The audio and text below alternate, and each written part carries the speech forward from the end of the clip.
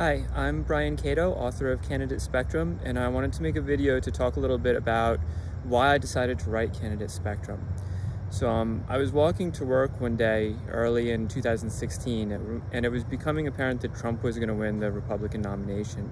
And it kind of started me thinking about why do we elect presidents like Trump and Clinton, these kind of candidates? What would sort of an ideal candidate look like? And I got the idea of thinking about a superhero as that kind of ideal candidate. And I started playing with that idea, and then Trump won the election, and the book kind of took on an increasing urgency for me. I felt like people were going to want to understand, why did Trump win this election? What has happened to our country to bring us to this point in time?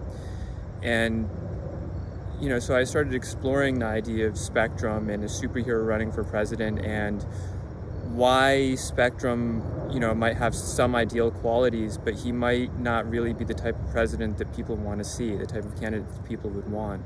And I also started thinking about, we have these very extreme politicians now. We have Trump, we have Sanders, even Obama was sort of seen as a change candidate. So I felt like people were really looking for something that they weren't getting out of their politicians. And a lot of Candidate Spectrum was kind of exploring that idea of none of the parties and none of these candidates seem to be giving us what we want.